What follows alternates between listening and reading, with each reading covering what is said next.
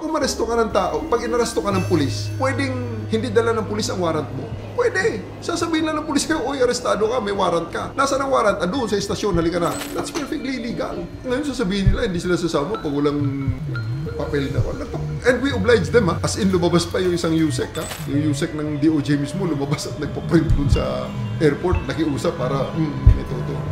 Nako, delikado po yan. Yung sinasabi niya ha, na pwede kang arestuhin kahit na ang warrant of arrest ay nasa presinto. Mali po yan. Napaka-dangerous po na statement yan. Dahil as a general rule, hindi ka maaaring arestuhin ng kahit sino mang pulis na walang warrant of arrest po. Dapat po, meron po silang warrant of arrest na isuserve sa inyo bago po kayo basahan ng Miranda rights na you have the right to remain silent, you have the right to an attorney, that you are informed of the nature and cause of the accusation against you. Kasi nakalagay yun sa warrant eh. Nakalagay sa warrant kung ano yung kinakaso sa'yo, ano yung nature and cause of the accusation against you. At dapat po malaman nyo kung ano lamang yung tatlong grounds or exceptions kung saan maaari kang arestuhin ng walang warrant of arrest. Dapat po as a rule, dapat po may warrant of arrest po na ipapakita, isuserve sa inyo ng police. You have the right to remain silent, you have the right to an attorney, you are informed of the nature and cause of the accusations against you. Lahat po yan na Miranda rights, ireresait po nila yan sa harap nyo. Huwag na huwag kayong papayag na aarestuhin ng walang warrant of arrest at sasabihin lang sa inyo ang warrant of arrest niyo ay nasa presinto lamang. Hindi po totoo yun na huwag ho kayong maniniwala kasi baka mamaya papayag kayo na pwede kayong arestuhin, bigla na lang kumakain kayo, aarestuhin kayo. Ang warrant of arrest mo ay nasa presinto pero pwede ka naming arestuhin. Yun ang sabihin ng pulis sa inyo.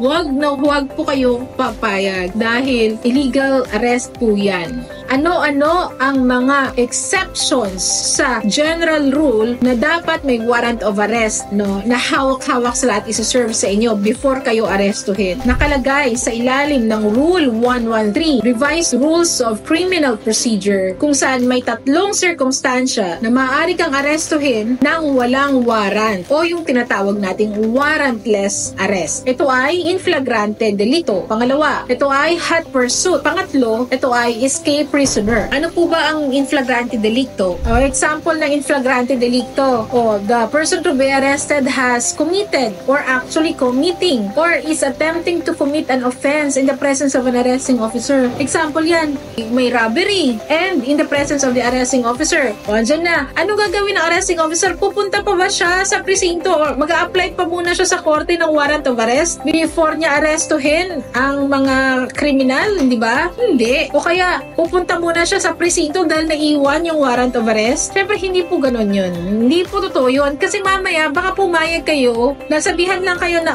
inaaresto ka namin. Yung warrant of arrest, nandun lang sa presinto. Papayag kayo mamaya, anong gawin sa inyo? Saan kayo dalhin? Especially pag alam nyo na yung sitwasyon nyo ay hindi pasok dun sa tatlong circumstansya, sa tatlong exceptions, no? Yung tatlong circumstansya na maaari kayong arestuhin na hindi kailangan ng warrant of arrest o yung tinatawag nating warrantless arrest. Ang pangalawa, hot pursuit. Naghahabulan kayo, hinahabol ka na ng arresting officer, tapos sabi niya, saglit lang, kukunin ko muna sa presinto yung warrant of arrest mo, mag-a-apply muna ako sa korte ng warrant of arrest. Hindi na kasi practical pa yun. Hindi nakatakas na yung person na inahabol mo.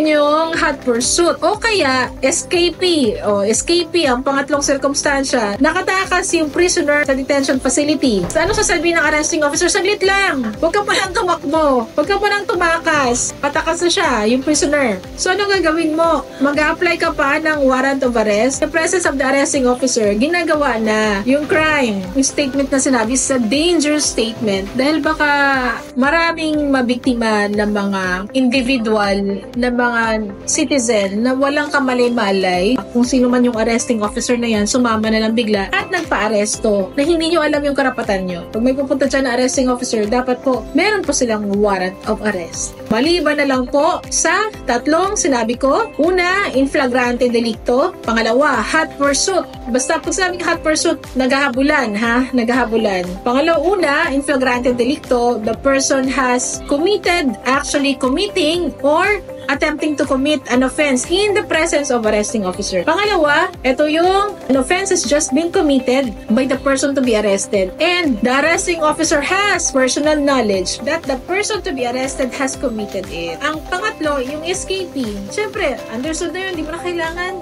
na kailangan po ng warrant of arrest.